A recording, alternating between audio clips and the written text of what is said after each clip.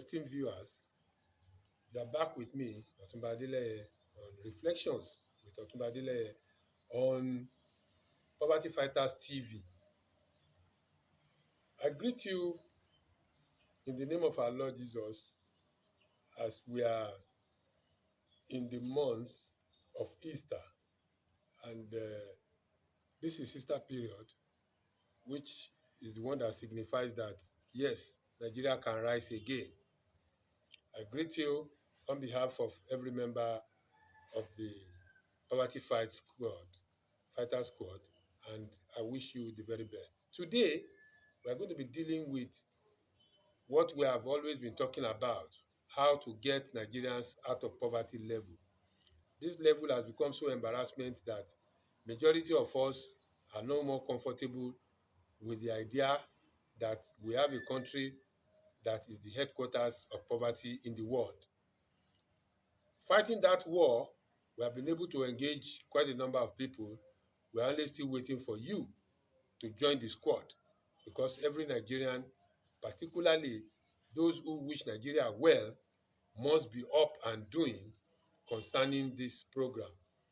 The squad, that is the Poverty Fighter Squad, is one that is out to eradicate or alleviate or total elimination of poverty from our great country, Nigeria. We are not shy about it. I've always repeated on this channel that one of the greatest duties we have to mankind is for us to be able to uplift our fellow men from the level at which they are and take them to the next level, which is a more comfortable zone for human beings to survive. Once again, I welcome you to this channel today. Not to forget that poverty is one malice that everybody is running away from. Over the years, many generations, they are fought differently at different times. Apart from the slavery time, even before then, in the far back days of the Old Testament, when Egypt was the greatest country around the world, where the Israelites were captured and slaverized. They were slaves for hundreds of years, and that brings us to where we are today, because poverty is a form of slavery. It's a form of slavery in the fact that you cannot do what you like as a human being if you are poor. If you are poor, you are hungry, you cannot buy food. If you are poor, you need a home, you rather sleep under the bridge. If you are poor, you need a cloth, you would rather wear one shirt in the whole of the year. With all these details behind us, won't we agree, all of us agree, that this poverty is a total menace and it is not good for any human being? I do not know why up till now we still have such a high volume of poor people in Nigeria. Simply because of the resources that we are gifted with, simply because of the kind of intellectual we are greeted with, gifted with, and people still go to bed hungry. I differ from other people that says fingers are not equal. Fingers are not equal. It's not like stomach. System is equal. Blood is red. Everybody all over the world shares the same blood, red blood corpuscles. There is nobody that runs on water. It's like a car. If you don't give a car an engine oil, or you don't give it a petrol or PMS as they call it, you cannot get that car running. It's the same thing as human being. If you don't fill your stomach with nutritious foods, you cannot get going. If you sleep, thank God for you that you slept. But if you wake up and there's still no food for you to eat, then you are hungry. Then you can't go nowhere. You cannot even reason at all. Your reasoning faculty would have been dead, because you will not be able to attract any attention to yourself. Neither you will be irritated by every word anybody mentions to you. Even good morning will anger you. Ordinary good morning, it will anger you because you are hungry. And that is why we are saying on this channel, in our group as Poverty Fighter Squad, we are standing firm with this principle of the fact that all Nigerians must, it's a must, it's not a choice, must be elevated from that level of poverty that somebody cannot feed himself or herself, or children will not be able to eat and they turn to streets. And you know what that means. I don't need to re-emphasize much. We all know what poverty is. Like I said, if you are hungry, you don't have money to give to somebody to give you food, too bad, because they won't give you for free. There's no free lunch in free town. Nobody cares about you. You need to stand up. You need to join our squad. You need to join hands with us to work on this issue. It's a very important thing. Our government is not doing badly, but they are not doing enough. They are not doing enough because most of the time you cannot run to them. It was when this COVID-19 2020 lockdown came that we started hearing what they call palliative, and that is not good enough. Is it until this kind of thing happens that you know that some people are hungry, people are in the IDP camps, people are in the orphanages? I give credit to my brother Davido recently that he donated 250 million to several homes of orphanages all over Nigeria. That's a big one. That's a big one, and it's highly commendable. So as I was saying, your attention is needed, your support is needed, your registration is needed, your conversation is needed, your criticism is needed, your commendation is needed. Come and join us. Joining us means just go to www.ikejachamber.com. You are there live. Another name for Ikeja Chamber of Commerce is Poverty Fighter Squad. This is the chamber that is out to deal directly with poverty. They are not for any joke. They are not running around looking for anything that will not glorify God. They want people to be happy. They want people to go home to their children, friends, to their siblings, and be happy and make everybody a natural person that they are supposed to be. So today we are dealing with food, particularly. As you know, the president of this organization is Ambassador Dr. Edward Eyitayo Olutoke, who has been spearheading this squad with other like minds. They have been the one who are committed to ensure that one way or the other they elevate a good number of Nigerians away from this poverty level. You don't need to be told that poverty is not good. All over the world, people run away from poverty because a government that cannot feed, or a nation that cannot feed itself, is in bondage. That nation is not free. It's not independent. The word republic does not apply to that nation. You are not nothing. They are not. You are, nothing is republic about you. You are not republic on your own, because you go about begging for food, go about begging for virtually everything. So I want to assure you that the stand we have taken in the past few years to address this issue of poverty in our land is a just cause. Inviting you to join us in this squad to make a success of it is very, very deliberate, because we cannot do it alone. We don't claim any monopoly of doing it alone. There's no way we can do it alone, because all over the world, there's nobody, there's no such bird that flies with one wing.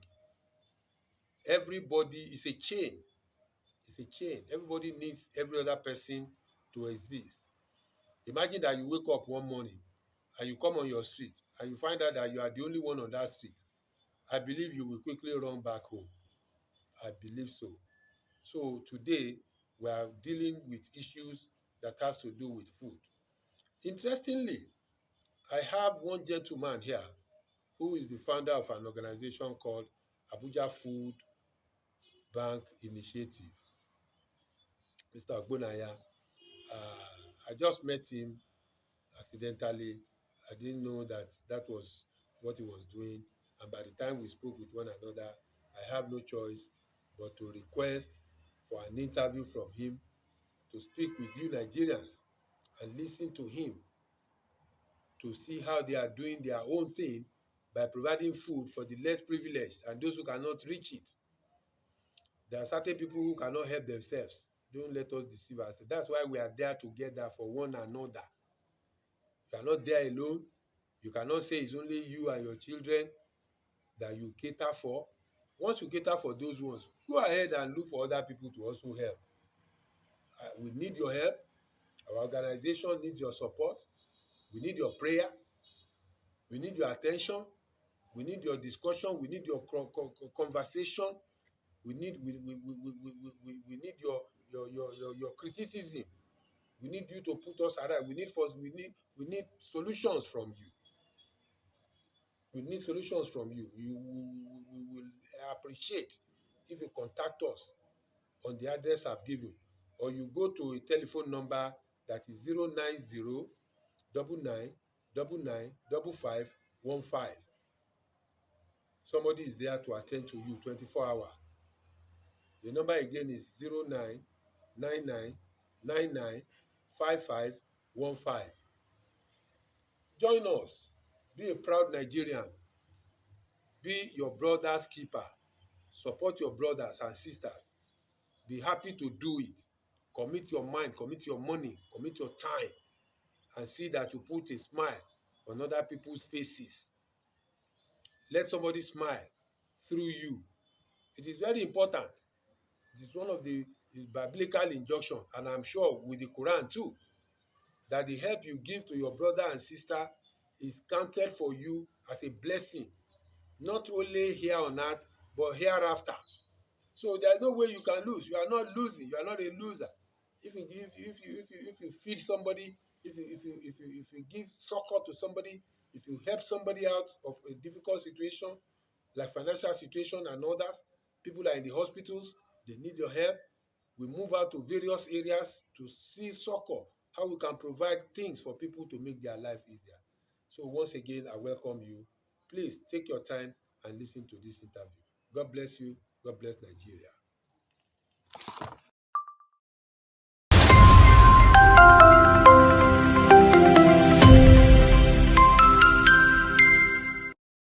Good afternoon. My name is Oluka Odeshola Ilawo, and I live in Abuja presently. I work in Abuja, but I also have a home state, which is Ondo State. And in Ondo State, I also come from a very peculiar part of Ondo State. That peculiarity is based on coming from a tribe of people called the Lajes, who occupy the riverine part of the state. That is, people who live very close to the Atlantic. Growing up, my drive has been to find ways to try and assuage the sufferings of more people. In actual sense, I come from a community that produces a lot of percentage of oil that is being explored in this country. And bearing that in mind, the exploration of oil has led to a whole lot of environmental devastation around there. In the old days, when the activities of the oil companies were not as rampant, we are a community of fishermen. We live by fishing, and we produce a very, very sustainable ground for protein consumption in Nigeria, which has been the fishing and rearing of agrarian life. But in recent years, after the devastation and all that, there has a lot of people have lost their source of livelihood around the zones. And so that drew my passion growing up to find ways where how we can uplift these people, find other avenues where we can create an economic base for them. Because in those areas, the level of poverty is really very high. That led me to study. That led me outside the shores of this country as well. Got me a degree as well in international relations and development studies from the Scandinavia. And we have continued to look at how to solve the, the problems of poverty in this country. I've also got, after my return to Nigeria, I've been very involved as well. I've been very involved as well in politics, and politics meaning representation of my people.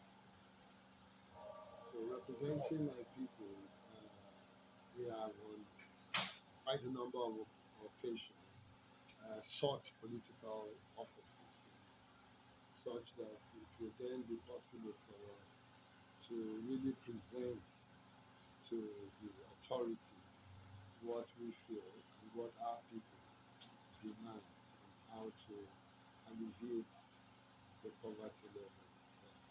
So this is my drive and this is my passion. So I would always want to be involved with anything that has to do with helping to make a stronger economic base for our people. That is both locally in my state and also nationally. And probably also be able to present solutions that will also go beyond the shores of Nigeria, because the poverty thing seems also to be a problem that is also very much at home within the African context.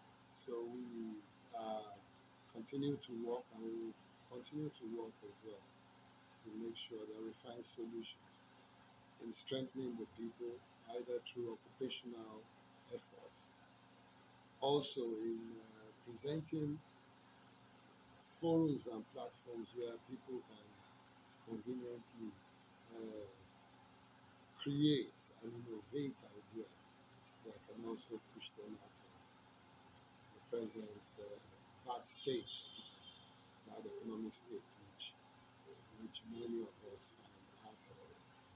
So we are committed to that. We are committed to thinking out strategies as well, practically implementing them to help assuage this very appalling situation.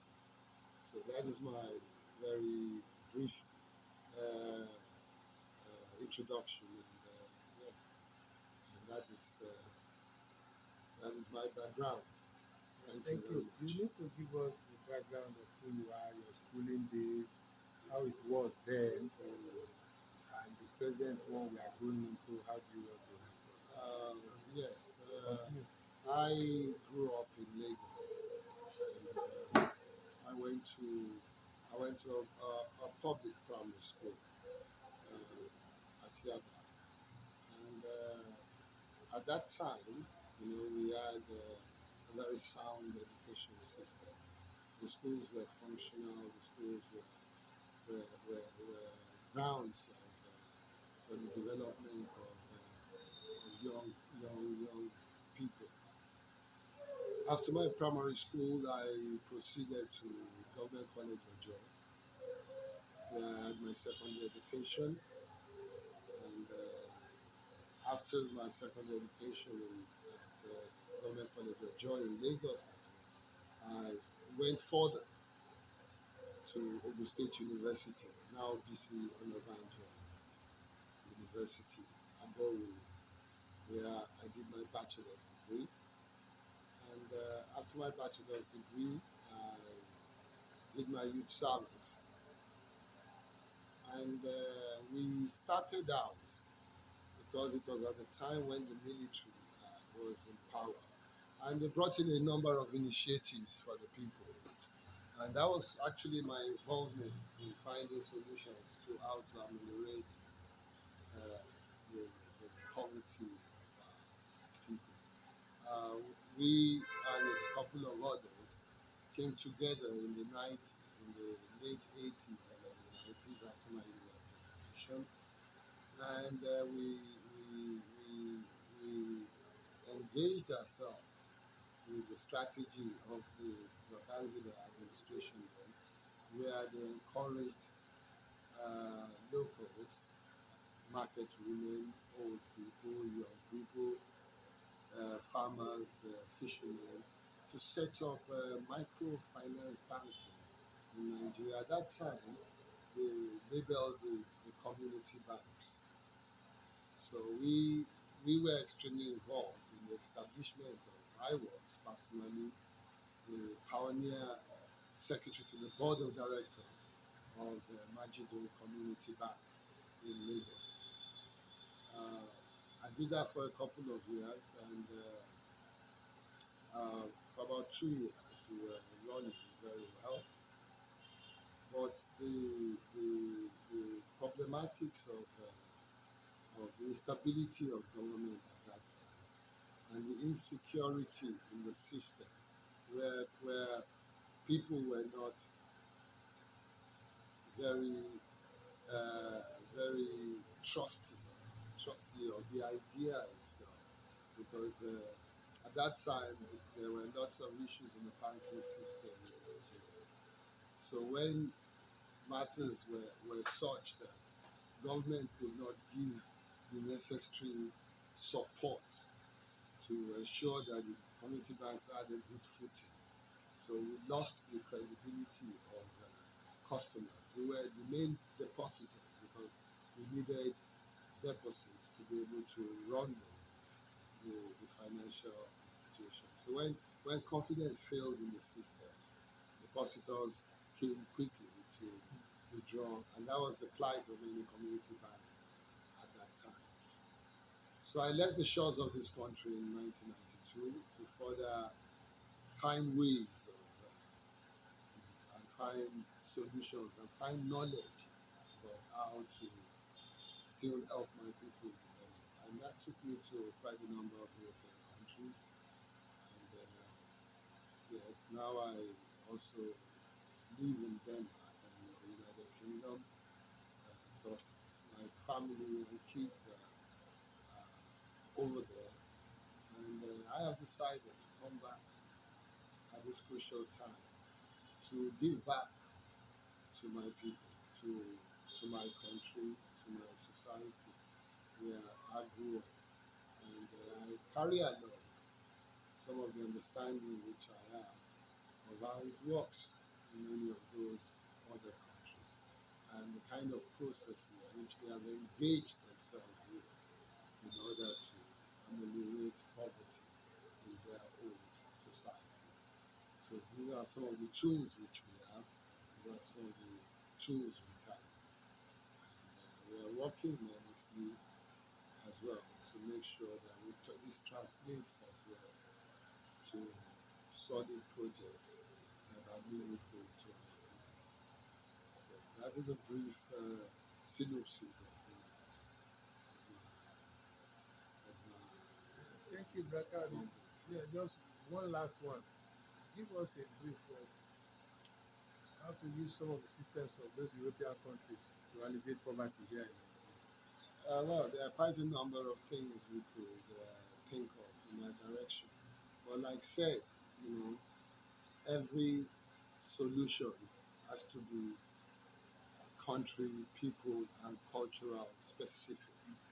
It is impossible for us to just take an idea from them and transplant it in our own society without adjusting the issues of cultural needs, knowledge, and a whole lot of issues that needs to be. So what we want to do is find as well local solutions to how we can ameliorate poverty in this country. we can go from a point of departure of some of the ideas because tested ideas that has worked in other parts of the world.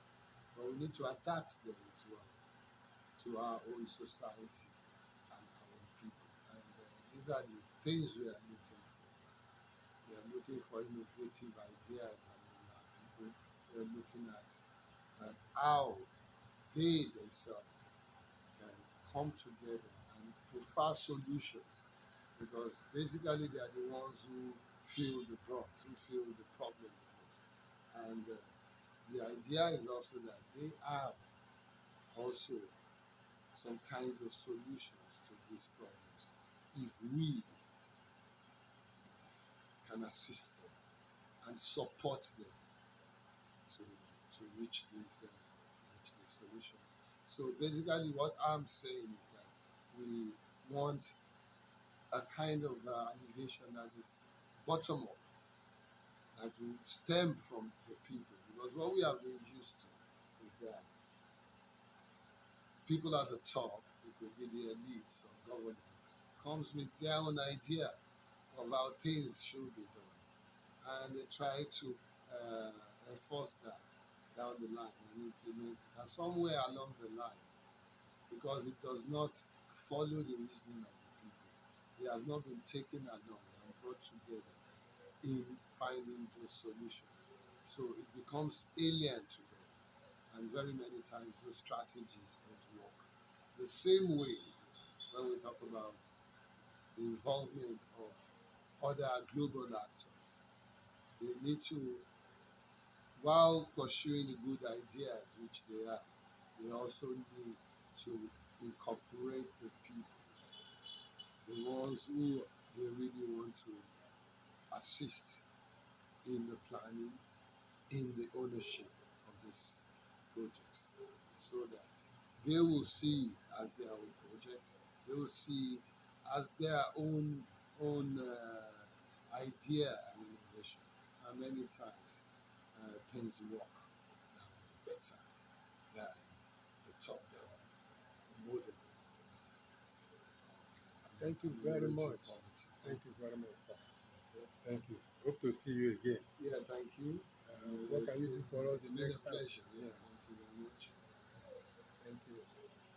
So we are off the radar now. Yes. So we can drink some beer. Oh, That was some stress situation. thank you.